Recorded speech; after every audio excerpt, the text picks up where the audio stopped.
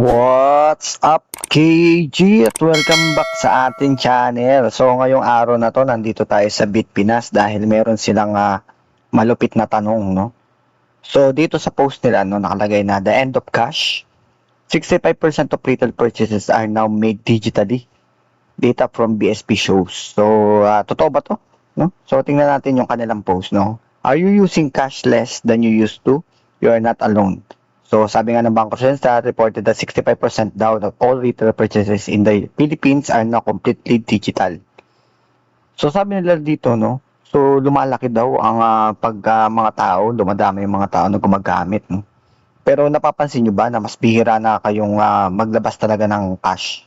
So, dati kasi kapag pupunta tayo sa mga tindahan, kailangan may laman yung ating mga wallet. Ngayon, QR code na lang, no? GCash, Maya, or di kaya mga bank transfer. Minsan card, no? Minsan kahit piso, pwedeng bayaran digitally. Pero ayon dun sa isang bagong report na binanggit ng Bangko Sentral ng Pilipinas, so 65% na ng mga retail payments sa Pilipinas ay digital na.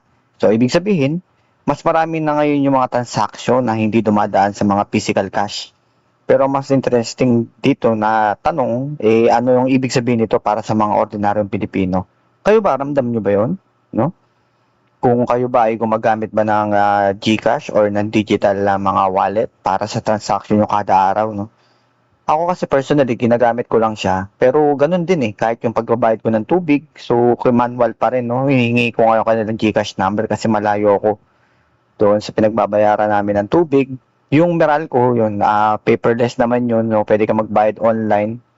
Tapos yung sa bahay, no? So hindi mo na kailangan pumunta talaga sa ano. Although nandun pa rin ako sa practice na na nagbabayad ako ng cash doon sa mga bills payment, no. So ano ba 'yon?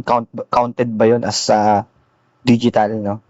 Pero pwede naman 'yun sa GCash, no. Sa GCash meron na mga pwede ka magbayad ng iyong mortgage, no, sa Pag-ibig kapag sa GCash, no. Pero ako kasi total pupunta na rin naman ako sa mall. So, sinasabay ko na yung pagbabayad ko ng mga na mortgage para dun sa aking bahay. Para isang puntahan na lang. So, nakakash pa rin naman ako. Tapos, ako kasi sa ngayon, ang ginagamit ko lang yung GCash sa mga sa mga crypto, di ba? Sa mga games, yun lang ang pinagagamitan ko talaga, no, sa pagpapadala ng pera or kung ano man, no. So, iba-iba, no. Kaya hindi natin masabi kung talaga bang effective ito kasi kahit sa mga tindahan hindi pa naman sila ganoon ka sa mga pero feeling ko pwede kasi meron ngang nagbabayad ng GCash kapag yung umutang sa karinderya. Dito kasi ganoon merong mga nagbabayad gamit yung GCash o di kaya yung iba kasing mga lalo kung mga bago ka pa lang na empleyado, no? So minsan sa GCash nila pinapadala yung pera, so pinababayad na lang nila diretso sa GCash, no? Pero ngayon kasi pag-uusapan natin yung isang pagbabago na baka hindi natin talaga masyado napapansin dahil nangyayari na siya talaga araw-araw. Hindi naman ito tungkol sa isang bagong crypto project, hindi rin ito tungkol sa mga bagong app. Yes, something much simpler, no? Kung paano tayo magbayad. So, yung BSP kasi na nireport nila about digital payments, about 65% of all retail payments in the Philippines. Para sa akin, malaking bagay kasi yun. Kasi kung tutusin, ilang taon lang nang nakalipas kapag sinabi mong digital payments, parang convenience lang siya para sa ibang tao. Para lang mapadali. Ngayon mas na-normalize na. So may isa pang balita na tungkol doon sa SSS, di ba?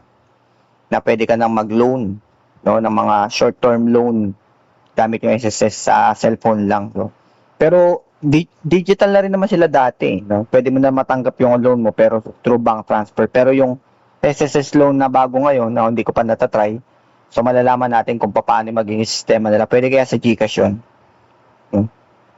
Pero linawin muna natin, no? Kapag sinabi kasi natin na 65% ng retail payments ay digital, hindi naman ibig sabihin na 65% lahat ng pera ng Pilipino ay nasa online accounts. Hindi rin ibig sabihin na wala nang gumagamit ng cash. Ang ibig sabihin nito ay malaking bahagi ng retail payments transaction ay ginagawa na electronically. Yun nga, kunyari, nagbabayad sa mga restaurant gamit yung QR code, nagta-transfer ka ng pera sa isang tao, nagbayad ka ng bill gamit ang mga mobile banking, nagbayad ka ng mga online store gamit yung mga digital wallet, or bumili ka ng mga physical store gamit yung mga card o QR payment.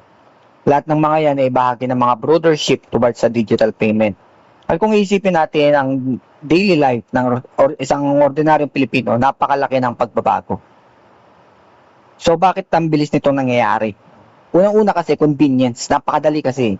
Hindi mo na kailangan pumunta sa mga ATM machine, o hindi mo na kailangan maghanap ng mga exact na panukli, no? At hindi mo na kailangan magdala ng malaking amount ng cash. Kung may cellphone ka, may internet, may digital wallet o mga banking app, so pwede ka namang magbayad. Pangalawa naman yung mga QR payments. Ito isa sa mga pinakamalaking game changer talaga. Kasi dati, para tumanggap ng card payments, kailangan ng mga merchant ng mga physical terminal.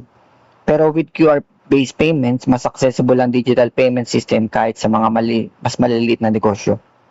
Kaya hindi na lang malls ang malalaking o malaking restaurant ang may digital payments. Kahit mga sari-sari stall nga, food stall, mga karinderya, online seller, at delivery rider, at saka iba't ibang mga small businesses.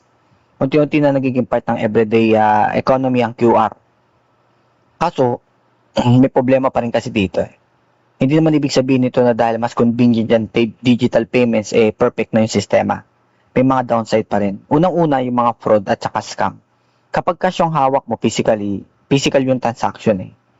Pero kapag digital, kailangan mo maging extra na careful. No? Isang maling recipient, isang peke lang na QR code, isang phishing link lang, isang ma-compromise lang yung account mo, pwede nang mawala lahat ng pera mo without physically losing your wallet. Kaya habang nagiging cashless tayo, kailangan din ng magiging mas digitally responsible. No? Huwag basta tayo mag-click ng mga links, i-check yung mga recipient bago mag-send, at huwag ibigay yung mga OTP. At syempre, huwag basta-basta na maniwala sa mga screenshot ng payment. So, paano naman yung mga walang digital access, no? Ito yung isang importanteng issue rin dito. Hindi lahat ng Pilipino may smartphone, hindi naman lahat may stable na income, na internet. Hindi lahat may mga bank account. At hindi lahat ng comfortable gumagamit ng digital wallets.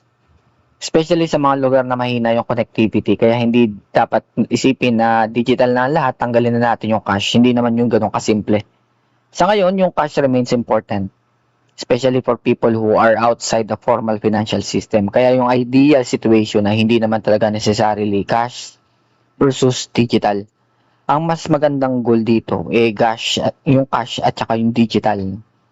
May choice yung consumer. Kung gusto mo ng cash, pwede. Kung gusto mo ng QR code, so pwede rin. Kung card, pwede din. Mas maraming option, mas inclusive. So ngayon, nagiging interesting ito para sa ating mga tao sa crypto space. No?